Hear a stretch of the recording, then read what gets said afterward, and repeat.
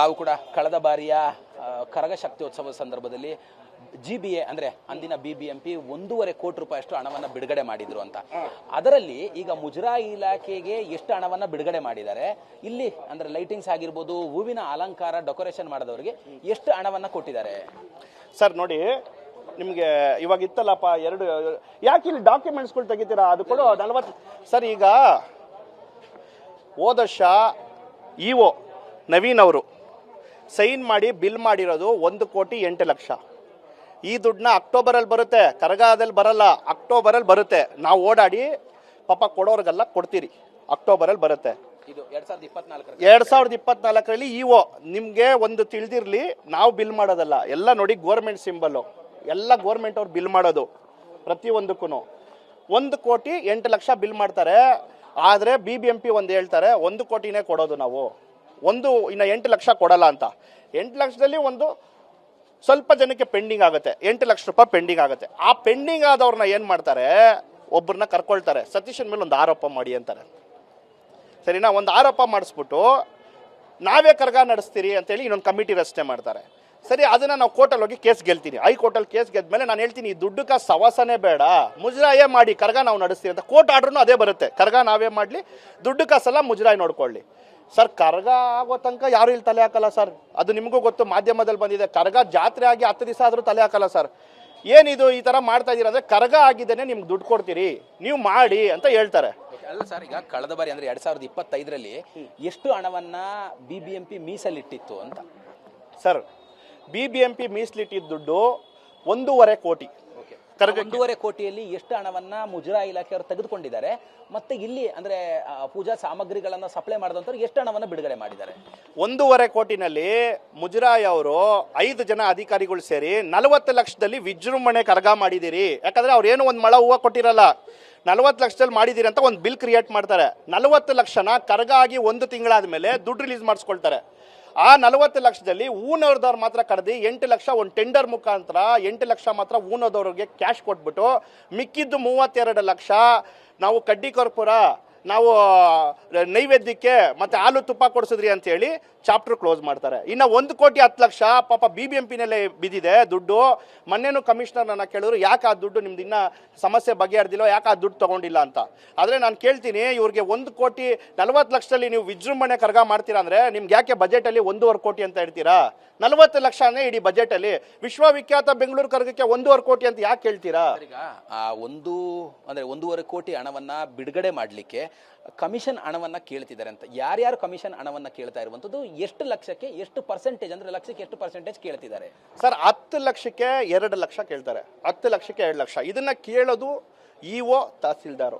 ಇನ್ನು ಮಿಕ್ಕಿದ 3 ಜನ ಅಧಿಕಾರಿಗಳು ಬೆಳಕಿಗೆ ಬರಲ್ಲ. ಅವ್ರೇನಂದ್ರು ಇದ್ರಲ್ಲಿ ಪರ್ಸೆಂಟೇಜ್ ಕೊಟ್ಟರೆ ಅವ್ರ ಫೈಲ್ನ ಬಿಲ್ಟ್ ಮಾಡ್ತಾರೆ, ಪರ್ಸೆಂಟೇಜ್ ಅವ್ರಿಗೆ ಹೋಗಿಲ್ಲ ಅಂದರೆ ಫೈಲ್ನ ಕ್ಯಾನ್ಸಲ್ ಮಾಡ್ತಾರೆ, ಒಂದು ಆರೋಪ ಮಾಡ್ತಾರೆ. ತಾವು ಒಂದು ಆಡಿಯೋನ ಬಿಡುಗಡೆ ಮಾಡಿದ್ರಿ, ಯಾರ ಜೊತೆಯಲ್ಲಿ ಮಾತಾಡಿದಂಥದ್ದು, ಎಷ್ಟು ಹಣವನ್ನ ಬಿಡುಗಡೆ ಮಾಡಲಿಕ್ಕೆ ಅವ್ರು ಎಷ್ಟು ಕೇಳಿದ್ರು ಅಂತ? ಅದು ತಹಸೀಲ್ದಾರು ಅರವಿಂದ್ ಬಾಬು ಅಂತ, ಅವರೇ ಮೈನ್ ಬರೋದು ಇದಕ್ಕೆ. ಸರಿನಾ? ಅವರು ಕೇಳ್ತಾರೆ 10 ಲಕ್ಷಕ್ಕೆ. ನೋಡು, ಇವಾಗ ಫಸ್ಟು ಅದು ಒಂದು ಕೊಡ್ತೀರಿ, ನೀವು ವಸ್ತ್ರಪೇಟ ಕೊಟ್ಬಿಡಿ ಅಂತ ಹೇಳ್ತೀನಿ. ಯಾಕಂದರೆ ಇವರು ವಸ್ತ್ರಪೇಟದೆಲ್ಲ ರಿಲೀಸ್ ಮಾಡಲ್ಲ, ಅದನ್ನು ಕೊಡಿ ಅಂತ ಹೇಳ್ತೀನಿ. ಅದಕ್ಕೆ ಬೇಕಾದ್ರೆ ನಾನು ಮಾಡಿಸ್ತೀನಿ, ಅದನ್ನೇನು ಮಾಡ್ತೀಯ ಅಂತಾರೆ. ಸರಿ ಆಯಿತು, AC ಅವ್ರಿಗೆ 2 ಲಕ್ಷ ಅರ್ಜೆಂಟಾಗಿ ಕೇಳ್ತಾ ಇದ್ದಾರೆ ಅಂತಾರೆ. 30 ಲಕ್ಷ ಅಕೌಂಟಲ್ಲಿ, ಈ 40 ಲಕ್ಷದ ಇದು ಸಬ್ಜೆಕ್ಟು, 30 ಲಕ್ಷ ಅಕೌಂಟಲ್ಲಿ ಇದೆ. AC ಅವ್ರಿಗೆ 2 ಲಕ್ಷ. ಸರ್, AC ಅವ್ರಿಗೆ 2 ಲಕ್ಷ ಬೇಕಾದ್ರೆ ಕಳಿಸ್ಬಿಡ್ತೀನಿ, ಹೂನಾಡ್ದವ್ರದಲ್ಲಿ ಬೇಕಾದ್ರೆ AC ಅವ್ರಿಗೆ 2 ಲಕ್ಷ ಮಾಡಿ ಸರ್ ಅಂತ ಹೇಳ್ತೀನಿ. ಆ ಆಡಿಯೋ ಅದು. ಓಕೆ, ಅಂದ್ರೆ ಈಗ ಯಾಕೆ GBAಲಿರುವಂತಹ 1,10,00,000 ರೂಪಾಯಿನ ಬಿಡುಗಡೆ ಮಾಡಲಿಕ್ಕೆ ಮುಜರಾಯಿ ಇಲಾಖೆಯವ್ರು ಬಿಡ್ತಾ ಇಲ್ಲ? ಅಂದ್ರೆ ಅವರಿಗೆ ನೀವು ಕಮಿಷನ್ ಕೊಟ್ಟಿಲ್ಲ ಅನ್ನೋಂಥ ಕಾರಣಕ್ಕ, ಅಥವಾ ಯಾವ ಹಿನ್ನೆಲೆಯಲ್ಲಿ ಅವ್ರು ಬಿಡುಗಡೆ ಮಾಡ್ಲಿಕ್ಕೆ ಬಿಡ್ತಾ ಇಲ್ಲ? ಸರ್, ಮೇಜರ್ ಬಂದು ಅವ್ರನ್ನ ನಾವು ಪರಿಗಣಿಸ್ತಾ ಇಲ್ಲ, ಅವ್ರಿಗೆ ಕಮಿಷನ್ ಕೊಡ್ತಾ ಇಲ್ಲ, ಮತ್ತೆ ಅವ್ರನ್ನ ನಾವು ಯಾವುದಕ್ಕೂ ಇದು ಮಾಡ್ತಾ ಇಲ್ಲ ಅಂತ. ಅವರು ಕರ್ಗದಲ್ಲಿ ದುಡ್ಡು ಕೊಡಬೇಕು ಅಂತ ಇಲ್ಲಿ ಯಾರೂ ಬರಲ್ಲ, ಅಧಿಕಾರಿಗಳು ಇಲ್ಲಿ ಯಾರೂ ಬರಲ್ಲ. ಕರ್ಗ ಆದಮೇಲೆ ಅವ್ರ ಜಾಗಕ್ಕೆ ನಮ್ಮನ್ನ ಕರೆಸ್ಕೊಳ್ತಾರೆ. ನನ್ನ ಮಾತು ಕೇಳಿದ್ರೆ ದುಡ್ಡು ರಿಲೀಸ್ ಆಗುತ್ತೆ, ಇಲ್ಲ ಅಂದರೆ ದುಡ್ಡು ರಿಲೀಸ್ ಆಗಲ್ಲ ಅಂತಾರೆ. ಈಗ ನಾವು ಏನಕ್ಕಪ್ಪ ಇದನ್ನು ಪರ್ಸೆಂಟೇಜ್ ಎಲ್ಲ ಕೊಟ್ಟು ಮಾಡಬೇಕು, ನಾನು ದುಡ್ಡು ಕಾಸಿಗೆ ಎಂಟ್ರಿ ಆಗಲ್ಲ ಅಂತ ನಾನು ಕೋರ್ಟಲ್ಲಿ ಹೇಳಿದ್ನಲ್ಲ, ಅವ್ರವರೇ ಮಾಡ್ಕೊಳ್ಳಿ ಅಂದೆ. ಇವತ್ತು ಅವ್ರು ಯಾರಿಗೂ ಹೋಗಿಲ್ಲ, ಅದಕ್ಕೆ ಇವತ್ತು ನಾನು ಡಾಕ್ಯುಮೆಂಟ್ಸ್ ಇಟ್ಕೊಂಡು ಇಳ್ದಿದ್ದೀನಿ. ಈಗ 40 ಲಕ್ಷ ರೂಪಾಯಿ ಇವರು ಬಿಡುಗಡೆ ಮಾಡಿಸ್ಕೊಂಡಿದ್ರಲ್ಲ 1.5 8 ಲಕ್ಷ ರೂಪಾಯಿ ರವಿಚಂದ್ರನ್ ಅವರು ಕೊಟ್ಟಿದ್ದಾರೆ. ಇನ್ನು 32 ಲಕ್ಷ ರೂಪಾಯಿಯಲ್ಲಿ ಈಗ ಏನೇನು ಸಪ್ಲೈ ಮಾಡಿದ್ರಲ್ಲ ಅವ್ರಿಗೆ ಹಣವನ್ನು ಕೊಟ್ಟಿದ್ದಾರಾ, ಕೊಟ್ಟಿಲ್ವಾ? ಅದೇ ಇದು ನಾನು ಇಟ್ಕೊಂಡಿರೋದು. 40 ಲಕ್ಷದಲ್ಲಿ ಇವ್ರು ಏನು ಮಾಡಿದ್ದಾರೆ ನೋಡಿ, ಎಲ್ಲ ಫೇಕ್ ಬಿಲ್ಗಳು ಸುಮ್ಮನೆ ಅವ್ರವರೇ ರೆಡಿ ಮಾಡಿದ್ದಾರೆ. ಮೊಸರು, ಇದು ನಾವು ಯಾವತ್ತು ಬಿಲ್ ಹಾಕಲ್ಲ. ಮೊಸರು, ಹಾಲು, ತುಪ್ಪ, ಈ ಅಭಿಷೇಕದಲ್ಲ ಸರ್, ಒಂದು 40-50 ರೂಪಾಯಿ ಆಗೋ ಖರ್ಚು. ಅದನ್ನ ನಾವು ಡೈಲಿ ಮಾಡ್ತೀರಿ.